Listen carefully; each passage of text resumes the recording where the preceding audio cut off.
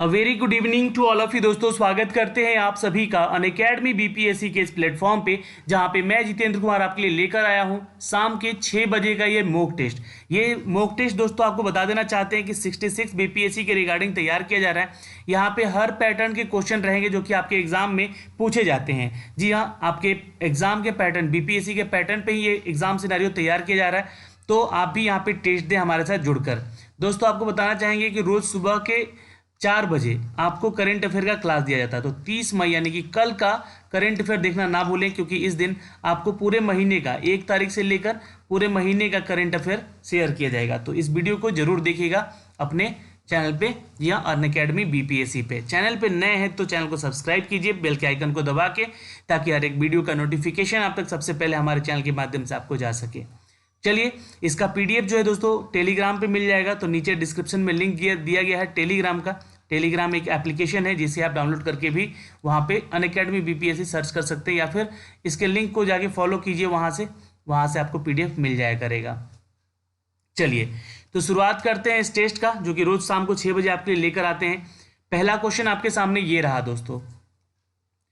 पहला क्वेश्चन है साइंस से, देखिए, ऊष्मा को वैद्युत ऊर्जा में परिवर्तन करने के लिए किसका प्रयोग किया जाता है। हर क्वेश्चन का आंसर आपको 3 सेकंड का समय मिलेगा यहाँ पे आंसर देने के लिए। 3 सेकंड में आपको आंसर दे देना है। और आज ये आपका टेस्ट है, ठीक है, ये टेस्ट है। यहाँ पे हर क्वेश्चन का आंसर के लिए आपको 1 नंबर और गलत क्वेश्चन के आंसर के लिए 0.25 नंबर काट लिए जाएंगे। तो ये 1 नंबर मिलना है। यहाँ पे 50 नंबर टोटल है, ठीक है, जिसमें कि आपको 40 कट ऑफ पार कर लाना है। स्कोर खुद जज कीजिएगा कि कितना स्कोर आप कर पा रहे हैं, ठीक है। चलिए आंसर कीजिएगा दोस्तों। यहाँ पे इट्स अ डी, यह थर्मोकपल का उपयोग किया जाता है, ठीक है, नोट कर लीजिएगा यहाँ पे। नेक्स्ट क्वेश्चन देखते हैं, क्वेश्चन नंबर 2 पे चलते हैं। चलिए, माइक्रो ओवन में जमे हुए खाने वाले पैकेट को गर्म करते समय आप सबसे पहले पैकेट को छिद्र क्यों करते हैं। चलिए आंसर कीजिएगा। हर क्वेश्चन के आंसर के लिए आपको यहाँ पे 3 सेकंड का समय मिल रहा है। बिल्कुल, माइक्रो ओवन में जब भी हम लोग खाना गर्म करते हैं, पैकेट को गर्म करने से पहले उसमें छिद्र इसलिए किया जाता है ताकि यहाँ से दोस्तों पैकेट के कटने या फटने के से भाप में उसमें सुरक्षा हेतु बने रहे, ठीक है, दबाव से सुरक्षा बना रहे। नेक्स्ट क्वेश्चन नंबर 3 पे चलते हैं। साफ रातों की अपेक्षा मेघ छात्र यानी कि जो बादल घिरे हुए रात होते हैं गर्म होती हैं, क्यों।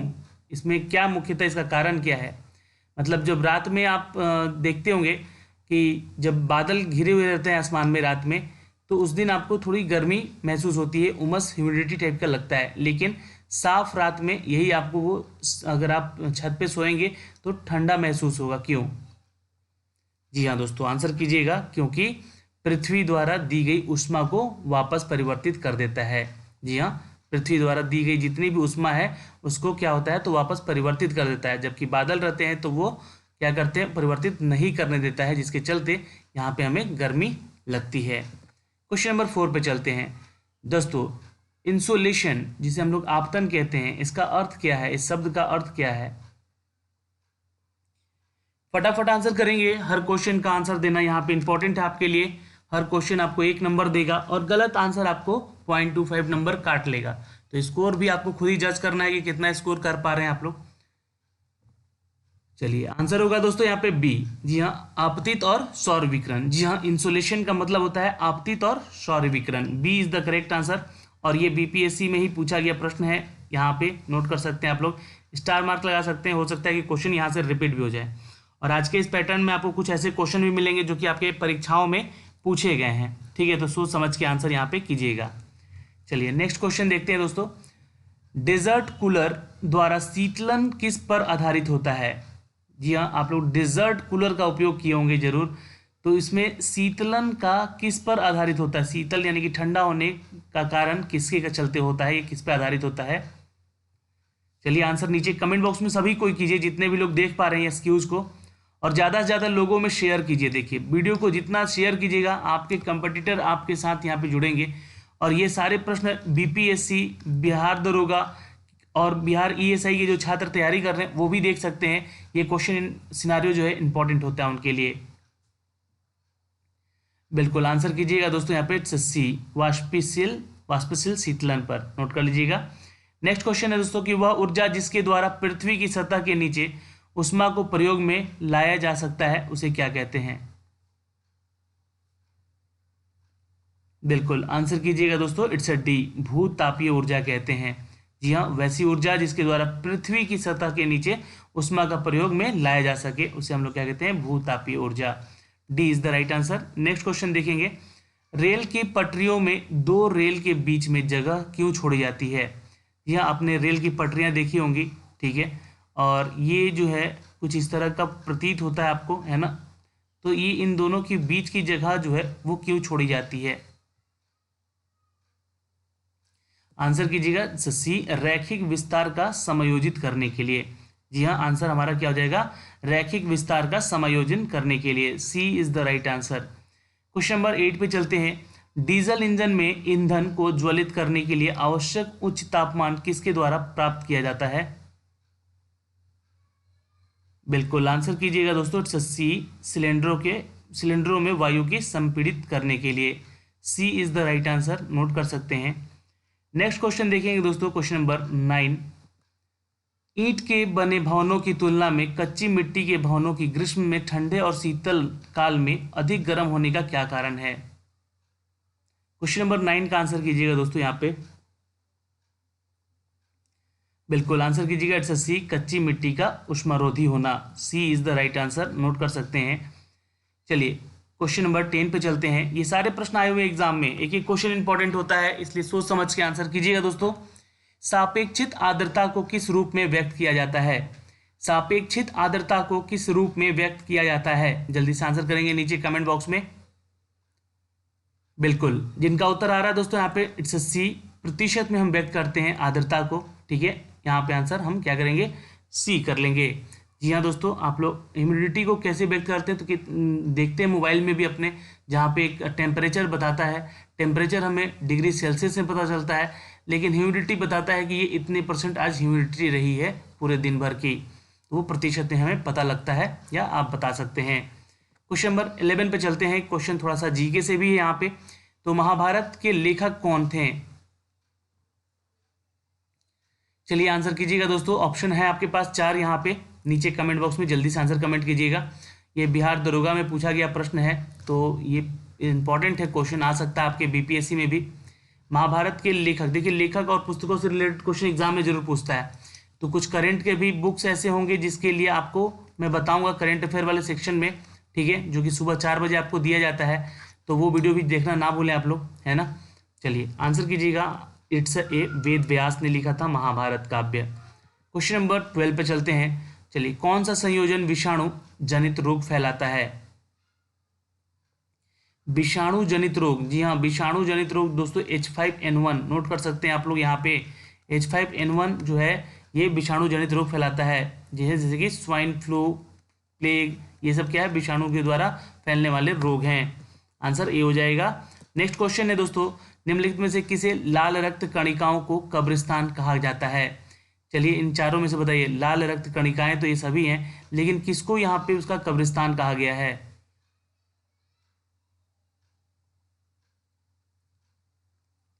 चलिए आंसर कीजिएगा दोस्तों, इट्स अ सी, अस्थि मजा, नोट कर लीजिएगा यहाँ पे। ओ माफ कीजिएगा, इट्स अ प्लीहा, सॉरी अस्थि मजा मैंने बोल दिया। इट्स अ सी, प्लीहा is the right answer, note कर सकते हैं दोस्तों, आंसर सी होगा। नेक्स्ट क्वेश्चन है दोस्तों, माइकोबैक्टीरिया लेप्री क्या होता है? माइक्रोबैक्टीरिया, जी हाँ दोस्तों, आंसर करिएगा यहाँ पे, ये वेसल्स होते हैं, नोट कर सकते हैं। आंसर हमारा ए हो जाएगा, इज द राइट आंसर। जिनका भी उत्तर ए आ रहा बिल्कुल सही उत्तर कर रहे हैं। नेक्स्ट क्वेश्चन पे चलते हैं, क्वेश्चन नंबर 15 पे। देखिए ये क्वेश्चन जीके से है दोस्तों, और ये स्टैटिक जीके का पार्ट है। जो पीसा का मीनार है दोस्तों, है ना, पीसा का मीनार है, वो किस देश में स्थित है? ये बताइए जल्दी से आप। हर क्वेश्चन के लिए 2 से 3 सेकंड समय दिया जा रहा है, आंसर जरूर करें आप लोग, और जितने भी आपके मित्रगण हैं उनको प्लीज़ वीडियो शेयर कीजिएगा। हर दिन ये क्यूज ज्वाइन करना, अटेंड करना आपके लिए इंपॉर्टेंट होता है। आंसर होगा दोस्तों, इट्स अ बी, नोट कर सकते हैं, इटली में स्थित है। पिज़्ज़ा का मीनार कहाँ पे है? इटली में। इटली की राजधानी क्या होती है दोस्तों? तो याद रखिएगा, इट्स रोम, ठीक है। और यहाँ पे कोविड-19 का प्रकोप अभी कुछ दिनों तक बहुत ही तेज़ था, जो कि वहाँ पे की सरकार ने इसको कंट्रोल में किया है, और वो भी कैसे? तो लॉकडाउन के कड़े पालन करके, जो कि भारत में अब यहाँ पे नहीं किए जा रहे हैं इसका पालन। नेक्स्ट क्वेश्चन है दोस्तों, फीफा ने हाल ही में किस देश में होने वाले टूर्नामेंट को स्थगित कर दिया ड्यू टू कोविड-19। ये भी आपको पता होना चाहिए, जितने भी गेम्स हैं, जितने भी एथलेटिक्स गेम है या फिर क्रिकेट है, वो ड्यू टू कोविड-19 के चलते ये इसको स्थगित किया गया है। तो फीफा ने हाल ही में किस देश में होने वाले टूर्नामेंट को स्थगित कर दिया है? तो आंसर कीजिएगा दोस्तों, इट्स ए चाइना ने। ठीक है, आंसर क्या हो जाएगा? चाइना ने। दोस्तों चाइना की करेंसी क्या होती है, मुद्रा क्या होती है, आप सभी को पता है? नीचे कमेंट बॉक्स में कमेंट कीजिए। ये चाइनीज़ रिनेनबी होता है, नोट कर सकते हैं, चाइनीज़ रिनेनबी होता है। चाइना की राजधानी कहाँ है दोस्तों? तो याद रखिएगा बीजिंग होता है, नोट कर सकते हैं। ठीक है, चलिए नेक्स्ट क्वेश्चन देखते हैं। क्वेश्चन नंबर 17 पे चलते हैं। एशियाई युवा खेल 2021 की मेज़बानी निम्न में से कौन सा देश करेगा? चलिए ये भी करंट का ही क्वेश्चन है, ध्यान दीजिएगा, क्योंकि करंट का वेटेज तो आपके एग्जाम में सबसे ज़्यादा रहेगा, उसके बाद हिस्ट्री का वेटेज रहेगा अच्छा खासा। तो मैंने 2 दिन आपको जो वीडियो दिए, उन दोनों दिन में वीडियो में बहुत टफ क्वेश्चन दिए थे। बहुत सारे लोग कल कमेंट कर रहे थे, मैं देख रहा था वीडियो, तो कमेंट कर रहे थे कि बहुत ही टफ क्वेश्चन है, लेकिन वो क्वेश्चन पैटर्न उसी तरह का हिस्ट्री में पूछा जाएगा, और वो एक तरह से मेंस के लेवल का क्वेश्चन था, जिसके ऊपर वहाँ पे लिखने को भी आता है कुछ कुछ। ठीक है, चलिए इसका आंसर कीजिएगा। क्वेश्चन नंबर 17 का 2021 की मेज़बानी दोस्तों कौन करेगा? आंसर कीजिएगा, इट्स अ डी, जी हाँ, चाइना। अगला क्वेश्चन देखते हैं।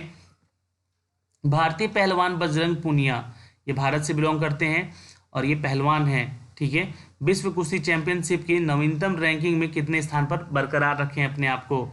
और ये अभी अप्रैल का अपडेट है। ठीक है, अप्रैल का अपडेट है दोस्तों। आपको बता दें कि इनको अभी स्थान मिला है दोस्तों, नोट कर सकते हैं, दूसरा। ठीक है, C is the right answer, note कर लीजिएगा, ये इंपॉर्टेंट है क्वेश्चन, स्टार मार्क भी लगा सकते हैं। चलिए क्वेश्चन नंबर 19 देखेंगे।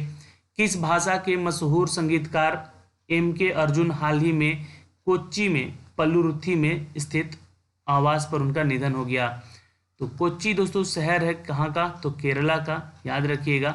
ठीक है, और ये एक मलयालम भाषा के संगीतकार थे दोस्तों। अगर क्वेश्चन केरल से है तो केरल की राजधानी आप जल्दी से नीचे कमेंट बॉक्स में कमेंट कीजिए, और यहाँ के CM का नाम भी आप हमें कमेंट बॉक्स में कमेंट करके बताएंगे।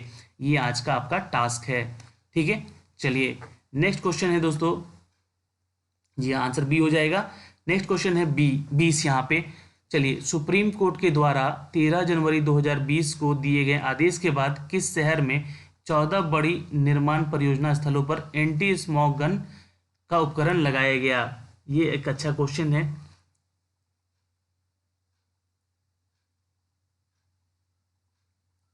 तेरह जनवरी, देखिए अपडेट है यहाँ पे, कोरोना तब तक भारत में नहीं एंट्री किया था। ठीक है, 13 जनवरी 2020 को दिए गए आदेश के बाद 14 बड़ी निर्माण परियोजना स्थल को एंटी स्मोक गन उपकरण लगाए गए हैं। जी हाँ दोस्तों, नाम को नोट कर लीजिएगा, इट्स सी, दिल्ली में। दोस्तों दिल्ली की राजधानी दिल्ली होती है, ये आप सभी को पता है, नई दिल्ली होती है। ठीक है, और यहाँ के अभी जो CM हैं वो हैं अरविंद केजरीवाल। ठीक है, ये भी आप याद रखिएगा। और दोस्तों आपको बता दें कि दिल्ली भारत की भी राजधानी होती है, और दिल्ली एक केंद्र शासित प्रदेश भी है। नेक्स्ट क्वेश्चन है दोस्तों यहाँ पे, हाल ही में केंद्र सरकार ने कोविड-19 के मामलों को ट्रैक करने के लिए किस नाम से ऐप लॉन्च किया है? तो कोविड-19, देखिए क्वेश्चन थोड़ा सा इंपॉर्टेंट यहाँ से क्या क्या बन सकता है, इसका फुल फॉर्म एग्जाम में पूछ सकता है ना। ये फुल फॉर्म क्या होता है, what is the full form of कोविड-19? तो CO for corona, VI for virus, D for disease, याद रहेगा। और 19 इसलिए है क्योंकि चाइना में 2019 में नवंबर में ही इसका एक केस पाया गया, इसलिए कोविड-19 इसको फुल फॉर्म होता है कोरोना वायरस डिजीज 19। तो चलिए यहाँ पे बताइएगा कि कोविड-19 के मामलों को ट्रैक करने के लिए किस नाम से एक एप्लीकेशन लॉन्च किया गया है भारत में? बिल्कुल आंसर जिनका D आ रहा है, Arogya Setu is the right answer. Note कर सकते हैं दोस्तों, आरोग्य सेतु ऐप जो है अपने मोबाइल में आप भी डाउनलोड कर लीजिए, और वहाँ पे जो भी जानकारी है वो पूछे, उसका सभी जानकारी सही सही वहाँ पे भर दें, ताकि इससे क्या होगा कि लोगों को आपसे अवेयर रह सके। अगर आप कोरोना पॉजिटिव होते हैं तो लोग आपसे अवेयर हो सके, आपसे यहाँ पे आपको बता सके, ये ऐप बता सके आपको कि यहाँ पे इतनी दूरी में एक मरीज रहता है, तो वो थोड़ा सा लॉकडाउन का पालन कर सकेंगे। चलिए क्वेश्चन नंबर 22 पे चलते हैं। सरहुल पर्व का संबंध किस राज्य से है? चलिए थोड़ा स्टैटिक जीके का भी क्वेश्चन देख लीजिएगा, यहाँ पे हर टॉपिक से क्वेश्चन सिनारियो लेकर आ रहा हूँ आपके लिए, तो वीडियो को एक लाइक और शेयर जरूर करके रखिएगा, है ना। चलिए सरहुल पर्व का संबंध किस राज्य से है दोस्तों?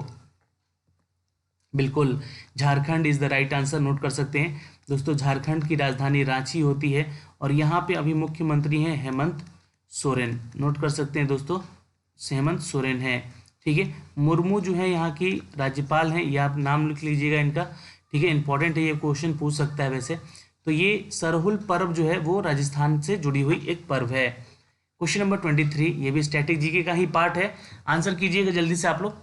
ओणम किस राज्य का प्रमुख त्योहार है? चलिए बिल्कुल आंसर कीजिएगा यहाँ पे, इट्स अ, जी हाँ नोट कर लीजिएगा, बी, केरल का ही ये त्योहार है ओणम, नोट कर सकते हैं यहाँ पे केरल का त्योहार है Onam, B is the right answer. Next question देखेंगे, क्वेश्चन नंबर 24, भोगाली बिहू किस राज्य का प्रमुख त्योहार है? चलिए बिहू से थोड़ा सा आपको समझ में आएगा क्योंकि ये एक लोक नृत्य भी है उस राज्य का। तो जिनका उत्तर यहाँ पे आ रहा है दोस्तों, इट्स ए, असम, जी हाँ असम की एक लोक नृत्य है बिहू, ठीक है, तो ये याद रहेगा। तो ये भोगाली भी याद रखिएगा, है ना, भोगाली बिहू जो है एक त्योहार है वहां का, ठीक है, आंसर ए हो जाएगा। जिन संघीय क्षेत्रों में विधानसभा नहीं है वह कानून पारित करने का अधिकार किसके पास है? चलिए ये क्वेश्चन इंपॉर्टेंट है, आ चुका है एग्जाम में और ये बीपीएससी में ही पूछा गया प्रश्न है कि ऐसे संघीय क्षेत्र जहां पे विधानसभा नहीं है और वहां कानून पारित करने का अधिकार किसके पास है? तो याद रखिएगा इट्स अ बी, संसद के पास होता है, ठीक है, जहां भी विधानसभा का ऑप्शन नहीं है। नेक्स्ट क्वेश्चन देखेंगे दोस्तों यहाँ पे 26, भारत का संविधान, देखिए पॉलिटी से सब क्वेश्चन अब आएगा आपके लिए, थोड़ा सा इंपॉर्टेंट है ये चैप्टर और ये टॉपिक एक्चुअली। भारत का संविधान हमारे एकहरी नागरिकता को प्रदान करता है, जी हाँ दोस्तों, एकल नागरिकता को प्रदान करता है, आंसर ए हो जाएगा, बिल्कुल सही उत्तर कर रहे हैं। नेक्स्ट क्वेश्चन है दोस्तों 27, दोस्तों भारत की नागरिकता प्राप्त करने तथा उसे समाप्त करने से संबंधित विस्तृत प्रावधान क्या है?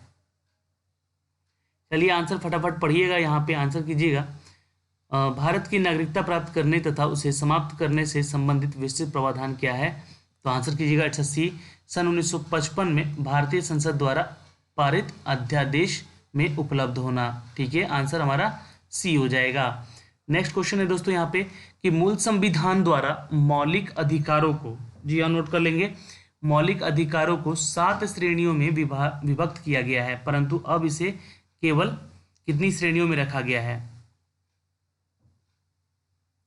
तो देखिए मूल संविधान की बात करेंगे तो मौलिक अधिकार को सही में 7 श्रेणियों में रखा गया है, लेकिन अब इसको दोस्तों यहाँ पे जी हाँ नोट कर सकते हैं, ये अब रखा गया है डी यानी कि 6 श्रेणियों में, ठीक है। कौन सा अधिकार यहाँ पे समाप्त किया गया है तो वो आप हमें कमेंट बॉक्स में कमेंट करके जरूर बताएंगे, क्योंकि ये क्वेश्चन का आंसर मैं आपको कल ही बताया था, ठीक है, जी हाँ। नेक्स्ट क्वेश्चन है दोस्तों यहाँ पे कौन सा मौलिक अधिकार अब मौलिक अधिकार की सूची से हटा दिया गया है? तो आंसर कीजिएगा इट्स अ बी, संपत्ति का अधिकार। देखिए क्वेश्चन का आंसर आपको मिल ही गया यहाँ पे, ठीक है, संपत्ति का अधिकार जो है मूल अधिकारों से हटाया गया है, ठीक है। नेक्स्ट क्वेश्चन देखते हैं यहाँ पे क्वेश्चन नंबर 30, दोस्तों नागरिकों के मौलिक अधिकारों पर न्याय संगत प्रतिबंध लगाने का अधिकार किसे प्राप्त है? नागरिकों को मौलिक अधिकारों पर न्याय संगत प्रतिबंध लगाने का अधिकार किसके पास है? तो आंसर करिएगा दोस्तों यहाँ पे, बिल्कुल ए इज द राइट आंसर, संसद को है, नोट कर सकते हैं, ए इज द राइट आंसर। चलिए दोस्तों वीडियो पसंद आ रहा होगा, क्वेश्चन का पैटर्न समझ में आ रहा होगा तो प्लीज़ एक लाइक और शेयर जरूर कीजिएगा वीडियो को अपने दोस्तों के ग्रुप में, ताकि वो भी यहाँ पे जुड़ सके इस क्यूज के सेक्शन में, जो कि रोज़ शाम को 6 बजे हम लेकर आते हैं आपके लिए। क्वेश्चन नंबर 31, भारत सरकार ने भारत रत्न तथा पद्मश्री की उपाधियां संविधान के किस अनुच्छेद के अंतर्गत प्रारंभ की थी? भारत सरकार ने भारत रत्न और पद्मश्री की उपाधियां दोस्तों संविधान के किस अनुच्छेद से अंतर्गत आपको दी गई थी? तो आंसर कीजिएगा इट्स अ बी, आर्टिकल 18 के तहत ये लाई गई थी, ठीक है दोस्तों। आर्टिकल 18 में भी हम समानता का अधिकार के बारे में कुछ कुछ पढ़ेंगे, क्योंकि 15 में, आर्टिकल 15 में हमने पढ़ा है कि हर नागरिकों को समान अधिकार मिलना चाहिए, ठीक है, और 18 में भी कुछ उसका उद्देश्य बताया गया है।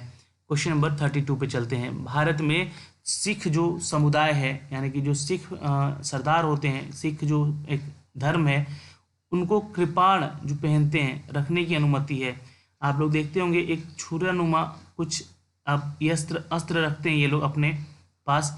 ये अधिकार जो है सरकार के द्वारा इनको मान्यता दी गई है, क्योंकि इन्हें ऐसा करने की अनुमति दी गई है मौलिक अधिकार से। तो ये मौलिक अधिकार के अंतर्गत आता है। कौन सा अधिकार है ये? बिल्कुल, सिख धर्मों को कृपाण रखने का एक मौलिक अधिकार देता है दोस्तों, धार्मिक स्वतंत्रता का अधिकार। B is the right answer, note कर लीजिएगा। चलिए क्वेश्चन नंबर 33 पे चलते हैं। व्यक्तिगत स्वतंत्रता के अधिकार को सुनिश्चित करने के लिए नागरिक किस आधारिक अधिकारी के पास जा सकता है? चलिए आंसर कीजिएगा फटाफट यहाँ पे। व्यक्तिगत स्वतंत्रता के अधिकार को सुनिश्चित करने के लिए नागरिक जो है दोस्तों इसके कौन से अधिकारी के पास जा सकता है? तो आंसर कीजिएगा डी, जी हाँ, सर्वोच्च न्यायालय और उच्च न्यायालय के पास। दोस्तों नोट कर सकते हैं, सुप्रीम कोर्ट और हाई कोर्ट के पास जा सकता है। क्वेश्चन नंबर 34, संविधान के द्वारा प्रदान किए गए मौलिक अधिकारों में संशोधन करने के अधिकार किसके पास हैं? चलिए फटाफट आंसर कीजिएगा, बहुत अच्छा क्वेश्चन है। संविधान के द्वारा प्रदान किए गए यहाँ पे मौलिक अधिकारों में संशोधन करने का अधिकार किसके पास है?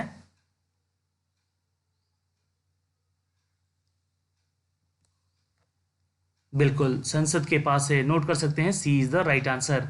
हर क्वेश्चन का आंसर देने के लिए आपको 2 से 3 सेकंड का टाइम दे रहे हैं, तो आंसर जरूर करें आप लोग, यहाँ पे लगातार मॉक टेस्ट अटेंड करें। नेक्स्ट क्वेश्चन है दोस्तों क्वेश्चन नंबर 35, संपत्ति के मूल अधिकारों पर प्रतिबंध जो है वो किस अनुच्छेद के आधार पर लगाया गया है? संपत्ति के मूल अधिकारों पर प्रतिबिंब जो लगाया गया दोस्तों, है ना, प्रतिबंध लगाया गया, एक्चुअली प्रतिबिंब बोल रहा हूँ मैं, प्रतिबंध लगाया गया यानी कि रोक लगाया गया अनुच्छेद, जी हाँ दोस्तों, ए यानी कि आर्टिकल 14 के तहत। ठीक है, नेक्स्ट क्वेश्चन है यहाँ पे कि किस पिंड का भार होता है? चलिए आंसर कीजिएगा दोस्तों। किसी पिंड का भार, नोट कर सकते हैं दोस्तों, ध्रुवों पर सबसे ज्यादा होता है। आंसर बी हो जाएगा। नेक्स्ट क्वेश्चन, यह ध्रुव हमारे 2 होते हैं हमारे पृथ्वी के, अगर बात करें तो एक होता है नॉर्थ ध्रुव, एक होता है साउथ ध्रुव। ठीक है, दक्षिणी ध्रुव और हमारा ये उत्तरी ध्रुव। तो ध्रुवों पर सब किसी भी वस्तु का जो पंप या पिंड है उसका भार अधिक होता है। ठीक है, चलिए क्वेश्चन नंबर 37, लिफ्ट में व्यक्ति का भार तब अधिक हो जाता है जब लिफ्ट क्या हो जाता है? बिल्कुल याद रखिएगा दोस्तों, इट्स सी, नोट कर लेंगे, ऊपर की ओर त्वरण से गमन करता है। जी हाँ, ऊपर की ओर जब वो एक्सक्लेरेशन लगा के गमन करता है तो व्यक्ति का भार तब अधिक हो जाता है। ठीक है, लेकिन आपको फील होता होगा कि जब ऊपर चढ़ते हैं तो अपना शरीर एकदम हल्का हो गया है ना, ऐसा प्रतीत होता है, लेकिन उस समय आपका शरीर का जो है भाग वो भारी हो जाता है। क्वेश्चन नंबर 38, किसी पिंड को पृथ्वी के से चंद्रमा पर ले जाने पर क्या होगा? किसी पिंड को पृथ्वी से चंद्रमा पर ले जाने पर दोस्तों इट्स सी, उसका द्रव्यमान वही रहेगा, किंतु जो भार है, जो भिन्न है, वो अलग हो जाएगा। जो भार है वो अलग हो जाएगा। ठीक है दोस्तों, इंपॉर्टेंट है, आ सकता है एग्जाम में। नेक्स्ट क्वेश्चन देखेंगे, किसी पिंड का वेग दुगना कब हो जाता है? बिल्कुल आंसर कीजिएगा, इट्स बी, उसका संवेग दुगना होता है। जहाँ तब जाके पिंड का वेग भी दुगना हो जाएगा। ठीक है दोस्तों, आंसर क्या हो जाएगा यहाँ पे? जी हाँ, B is the right answer. चलिए क्वेश्चन नंबर 40 पे चलते हैं। किसी पिंड का वेग दोगुना होने पर उसकी गतिज ऊर्जा पे क्या प्रभाव पड़ता है? चलिए ये ज्योग्राफी से और आपके फिजिक्स साइंस से रिलेटेड क्वेश्चन है। किसी पिंड का वेग दोगुना अगर होने पर उसका जो गतिज ऊर्जा है दोस्तों वो 4 गुनी हो जाती है। नोट कर सकते हैं। क्वेश्चन नंबर 41, वायुमंडलीय दाब को मापने के लिए आवश्यक है? वायुमंडलीय दाब को मापने के लिए आवश्यक यंत्र है दोस्तों, इट्स बी, बैरोमापी। नोट कर सकते हैं, it's B is the correct answer. Question number 42, किसी पिंड का अधिकतम भार कहाँ होता है? चलिए, किसी पिंड का अधिकतम भार होता है दोस्तों, इट्स डी, निर्वात में। ठीक है, चलिए नेक्स्ट क्वेश्चन है, एक जल भरे विकार में बर्फ का एक टुकड़ा है ना, बर्फ का एक टुकड़ा तैर रहा है और यदि बर्फ के पिघलने पर जो बीकर है वो जल का तल उसमें क्या हो जाता है ये बताना है। एक जल भरे बीकर में बर्फ का टुकड़ा और तैर रहा है और बर्फ के पिघल जाने पर जल का जो तल होगा वो क्या होगा, बढ़ेगा, घटेगा या समान रहेगा या निर्वात में होगा। बिल्कुल ऐसे होगा, हाइड्रोजन में होगा वो, ठीक है। तो इसलिए वो विलय हो जाता है पानी में। क्वेश्चन नंबर 44, निम्नलिखित द्रव्यों में ऊष्मा का सबसे अच्छा चालक कौन सा है? आंसर कीजिएगा, इट्स अ बी। जी हाँ दोस्तों, पारा का। नेक्स्ट क्वेश्चन है यहाँ पे कि आर्द्रता मापी यंत्र की सहायता से निम्नलिखित में से किसका मापन किया जाता है? बिल्कुल आंसर कीजिएगा सी, अपेक्षित आर्द्रता का। जिनका भी उत्तर आ रहा है सी करेक्ट कर लेंगे और कैलकुलेट करते रहिए कि कितना उत्तर आप लोग सही कर चुके हैं अभी तक, है ना, क्योंकि लास्ट में आपको कमेंट करना होगा यहाँ पे कि 50 में कितने स्कोर किए हैं आप, ठीक है। गलत क्वेश्चन का 0.25 नंबर काट लीजिएगा, फिर ही कैलकुलेट कीजिएगा यहाँ पे, ओके। चलिए आंसर क्या करेंगे यहाँ पे 45 का सी, वाई अपेक्षित आर्द्रता, ओके। नेक्स्ट क्वेश्चन है दोस्तों क्वेश्चन नंबर 46, निम्नलिखित में से किसकी विद्युत चुंबकीय तरंगों की तरंग दैर्घ्य सबसे लंबी होती है? बिल्कुल आंसर कीजिएगा दोस्तों यहाँ पे, इट्स अ डी। जी हाँ, औरक्त की। नोट कर लीजिएगा, आंसर हमारा डी हो जाएगा, औरक्त की, ओके। चलिए क्वेश्चन नंबर 47, यहाँ पे सुमेलन करना है, मैच सुमेलित करना है यहाँ पे आपको। चलिए तो आंसर कीजिएगा दोस्तों यहाँ पे, आंसर कीजिएगा यहाँ पे प्लासी का युद्ध देखिए दोस्तों यहाँ पे, ठीक है। प्लासी का युद्ध को मैच करेंगे क्लाइव और सिराजदौला के साथ। हल्दी घाटी का युद्ध जो है दोस्तों आपको मैच कर दीजिएगा अकबर और राणा प्रताप के बाद। और तालीकोटा का युद्ध हुआ था दोस्तों, जी हाँ, विजयनगर और साम्राज्य के साथ। और प्रथम पानीपत का युद्ध हुआ था दोस्तों बाबर और इब्राहिम लोदी के साथ। तो ये सबसे पहला युद्ध था पानीपत का, तो इसके बारे में मैं बता चुका हूँ पहले भी आपको। चलिए आंसर यहाँ पे क्या हो जाएगा, 2 3 4 1, C is the right answer. Next question है देखिए यहाँ पे क्वेश्चन नंबर 48, इनकलाब जिंदाबाद का नारा किसने दिया? इनकलाब है ये, ब छूट गया यहाँ पे। इनकलाब जिंदाबाद का नारा किसने छोड़ दिया? जी हाँ, बिल्कुल उत्तर सही कर रहे हैं, it's a D, Bhagat Singh के द्वारा ये नारा दिया गया था। और इसका बहुत दिन के बाद यहाँ पे इनकलाब जिंदाबाद का जो नारा दिया गया उसके बाद इनको फांसी की सजा भी सुनाई गई थी भगत सिंह को। चलिए नेक्स्ट क्वेश्चन है 49, दिल्ली चलो का महत्वपूर्ण आह्वान दिया गया था। दिल्ली चलो का महत्वपूर्ण आह्वान दिया गया था दोस्तों सी, सुभाष चंद्र बोस के द्वारा। नोट कर सकते हैं, C is the right answer. और आज का आखिरी प्रश्न है दोस्तों कि महात्मा गांधी के द्वारा चंपारण सत्याग्रह प्रारंभ किया गया था कौन सी ईस्वी में? आंसर कीजिएगा दोस्तों, इट्स अ बी, 1917 ईस्वी में। नोट कर लीजिएगा, B is the correct answer. दोस्तों आज के इस 50 प्रश्नों में मैंने आपसे कुल यहाँ पे 50 क्वेश्चन सॉल्व कराएं। आपने कितने उत्तर सही किए? क्या आपका स्कोर 40 से पार है? स्कोर बोले तो हर क्वेश्चन का 1 नंबर और गलत क्वेश्चन का काट के 0.25 नंबर कर लीजिएगा। और यहाँ पे स्कोर देखिएगा कि क्या 40 के बाहर हैं आप, तो अगर हाँ तो अच्छी बात है, नहीं तो प्लीज़ कमेंट करते रहिए और पढ़ते रहिए, ठीक है।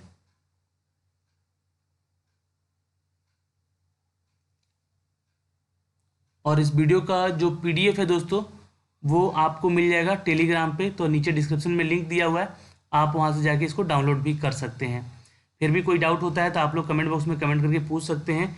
और सुबह में 4 बजे करेंट अफेयर का वीडियो देखना ना भूलें आप लोग, जो कि पूरे महीने मई का दिया जाएगा, वहाँ पे आज करेंट अफेयर, ठीक है। बाय बाय, टेक केयर, ध्यान रखिएगा अपना और अपने परिवार का।